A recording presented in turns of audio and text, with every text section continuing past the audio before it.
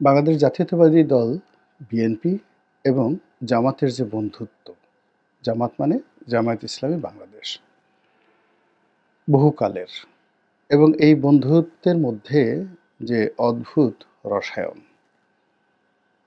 সেই রসায়ন নিয়ে আমরা এতকাল যেভাবে চিন্তা ভাবনা করেছিলাম সেটি একেবারে রীতিমতো উল্টে গেছে।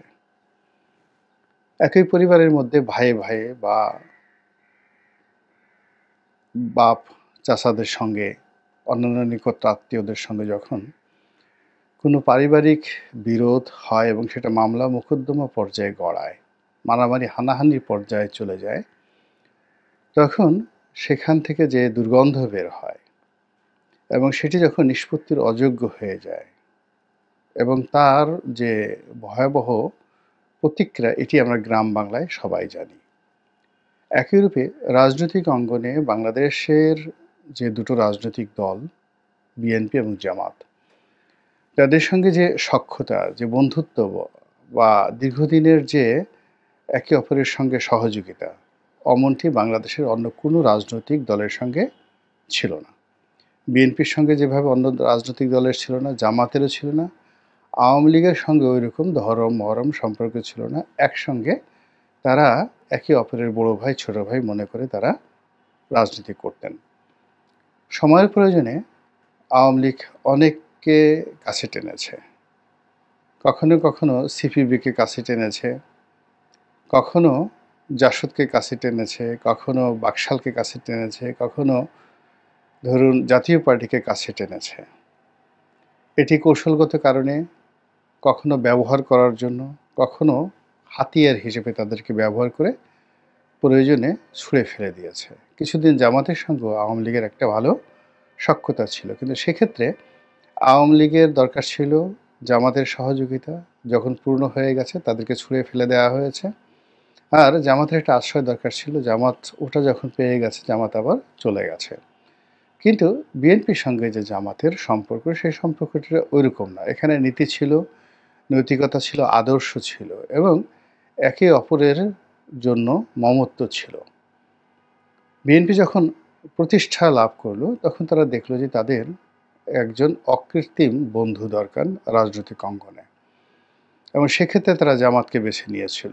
এবং জামাতের প্রতিষ্ঠা, জামাতকে রাজনৈতিকভাবে প্রতিষ্ঠা করা এবং জামাতকে ফুলে ফেঁপে বড় হয়ে ওঠার জন্য বিএনপি সেই যে ৭৫-এর ১৫ই আগস্টের পর থেকে, যেদিন থেকে শহীদ প্রেসিডেন্ট জিয়াউর রহমান ক্ষমতা লাভ করেছেন, সেই দিন থেকে জামাতকে তিনি লালন করেছেন, পালন করেছেন। এটি নিয়ে বিএনপির এখন এক ধরনের গোস্বা যে আমরা তোমাদেরকে যা কিছু করেছি, তোমাদের তো জিন্দিগি ভর কৃতজ্ঞতা প্রকাশ করলেও সেই কৃতজ্ঞতা শেষ হবে না। পরবর্তীতে যখন বিএনপি ক্ষমতায় এসেছে, জামাতকে ক্ষমতার সহযোগী করেছে এবং সরকারের মধ্যে জামাত ডিফ্যাক্টো সরকার হয়ে গিয়েছিল। তাদের দুজনকে মন্ত্রী বানানো হয়েছিল, সেটি বড় কথা নয়, কিন্তু সরকারের যে কোনো নীতি নির্ধারণের সিদ্ধান্তে জামাতের খুবই গুরুত্বপূর্ণ ভূমিকা পালন জামাত করেছে। এমনকি ধরুন বিএনপির ১০ জন লোক গিয়ে একটা কথা বলেছেন, জামাতের আলী হাসান মুজাহিদি গিয়ে বেগম জিয়াকে বুঝিয়েছেন, অমনি সেটি উল্টে গিয়েছে। তো এভাবে তারা ১৯৯৬ থেকে ২০০১ পর্যন্ত যে সরকার চালিয়েছে, ওটাকে বলা হয় জামাত বিএনপির সরকার। বোঝার চেষ্টা করুন, বিএনপি জামাতের সরকারের পরিবর্তে জামাত বিএনপির সরকার, অর্থাৎ বিএনপির তুলনায় জামাতকে মানুষ বেশি প্রাধান্য দিয়েছে এবং সেই সরকারি ক্ষমতা ব্যবহার করে বিএনপির যারা লোকজন তারা হয়তো টাকা পয়সা রোজগার করার ধান্দা করেছে, কিন্তু জামাত শিল্প কলকারখানা গড়ে তুলেছে, ব্যবসা প্রতিষ্ঠান গড়ে তুলেছে, তারপরে দক্ষ জনশক্তি গড়ে তুলেছে এবং সরকারি যে গুরুত্বপূর্ণ পদ এবং পদবিগুলোতে তারা নিজেদের আদর্শের লোকদেরকে বসিয়েছে। একমাত্র ইসলামিক ফাউন্ডেশন, এই ইসলামিক ফাউন্ডেশনের মতো একটি সরকারি প্রতিষ্ঠানে কম করে হলো ১০,০০০ জামাতপন্থী লোক সেই বিএনপির জমানাতে নিয়োগ লাভ করেছেন। এখন সেটা কোন পর্যায়ে আছে খোঁজ নিয়ে দেখেন। একইভাবে সেনাবাহিনীতে, একইভাবে পুলিশ বাহিনীতে এবং সিভিল সার্ভিস, এবং সেটির ফল এখন জামাত গ্রহণ করছে। তো যেটা বলছিলাম, পট পরিবর্তনের পর, অর্থাৎ এই যে শেখ হাসিনার রেজিমের পরিবর্তনের পর হঠাৎ করে জামাত একেবারে ক্ষমতার শীর্ষ পর্যায়ে চলে এসেছে। চারিদিকে শুধু জামাত, জামাতরাও। সেনাবাহিনী প্রধানের মুখে জামাত, ডক্টর মোহাম্মদ ইউনূসের মুখে জামাত, সচিবালয়ে জামাত, ডিসি অফিসে জামাত, এসপি অফিসে জামাত, বিচারালয়ে জামাত, সব জায়গাতে শুধু জামাত, জামাত, জামাত।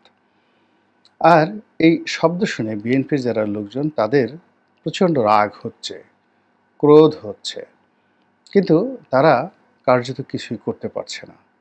তারা এই মুহূর্তে জামাতের সঙ্গে মারামারি করতে পারে, বিশ্ববিদ্যালয় ক্যাম্পাসগুলোকে অশান্ত করতে পারে, কিন্তু জনমত এমন পর্যায়ে চলে আছে যে এখন রাজপথ উত্তপ্ত করা, সভা সমিতি মিছিল করা, মিটিং করা, ডক্টর মোহাম্মদ ইউনূসকে হটিয়ে দেওয়া, জামাতের লোকদেরকে পিটুনি দেওয়া, এই জিনিসগুলো এই মুহূর্তে খাওয়ানো যাচ্ছে না।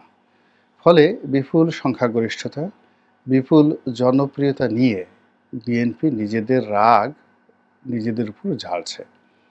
বিএনপি যখন এই কাজগুলো করছে, জামাত তখন খুব অল্প প্রতিক্রিয়া দেখাচ্ছে।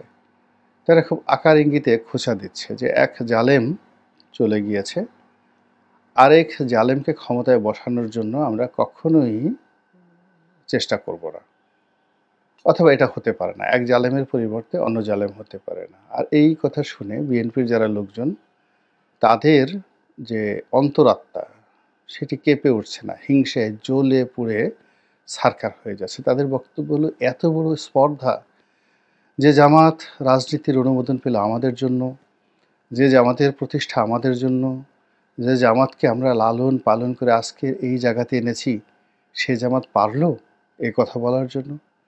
এখনও জামাত নিবন্ধন পায়নি। 2018 সনে যখন তাদের নিবন্ধন ছিল না, আমরাই তো তাদেরকে আমাদের ধানের শীষ প্রতীক দিয়ে রাজনীতির অঙ্গনে টিকিয়ে রেখেছি, বুদ্ধি দিয়েছি, পরামর্শ দিয়েছি, কত কিছু করেছি। সেই জামাত হঠাৎ করে এমন হলো কেন? কি কারণে হলো? এখানে হলো মূল অঙ্ক। আর এই অঙ্কের কাছে বিএনপির লোকজন বারবার হেরে যাচ্ছে। আপনি যদি পুরো পরিস্থিতিটিকে অনুধাবন করতে চান, তাহলে আপনাকে ইমরান খানের কাছে যেতে হবে, পাকিস্তানের সাবেক প্রধানমন্ত্রী।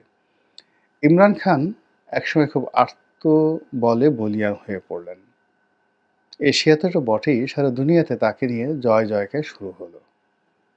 এবং তার আহ্বানে পাকিস্তানে আসে না এমন কোনো রাষ্ট্রনায়ক ছিলেন না। দ্বিতীয়ত, তিনি জাতিসংঘে যান, চীনে যান, সৌদি আরবেতে যান, সব জায়গাতে তার জন্য রাজকীয় বিমানবহর আসে এবং দেশের মানুষ তাকে প্রাণ খুলে ভালোবাসতে শুরু করে। কিন্তু তার দুটো জায়গাতে মারাত্মক দুর্বলতা ছিল।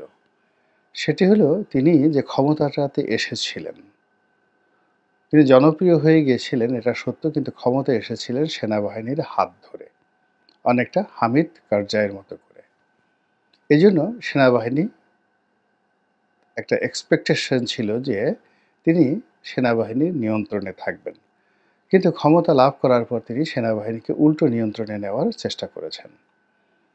তার দ্বিতীয় যে দুর্বলতা, সেটি ছিল পাকিস্তানের যে এলিট সমাজ, এই এলিট সমাজের সঙ্গে তার একটা বিরোধ তৈরি হয়ে গিয়েছিল, মারাত্মক বিরোধ।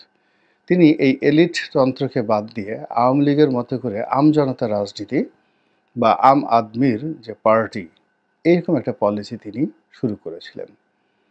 3 নম্বর হলো, তিনি সরাসরি আর্মির সঙ্গে বিরোধ এবং এমন সব কথাবার্তা বলা শুরু করেছিলেন যেটি পাকিস্তানের সচরাচর স্বাধীনতার পরে কেউ বলেনি।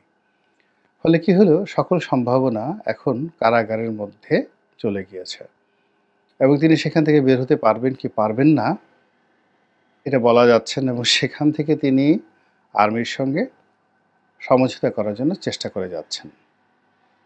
ঠিক একইভাবে বাংলাদেশে বিএনপি যখন ক্ষমতায় ছিল 2001 থেকে 2006, 96 থেকে 2001, এই সময়টিতে বিএনপির কতগুলো সমস্যা তৈরি হয়েছিল অর্থনৈতিক অঙ্গনে, রাজনৈতিক অঙ্গনে এবং প্রশাসনিক অঙ্গনে, বিশেষ করে মিলিটারি অঙ্গনে। এই জায়গাগুলো বিএনপি এখন পর্যন্ত রিপেয়ার করতে পারেনি। আর এই জায়গাগুলোতে জামাত সেখানে তাদের ক্ষমতা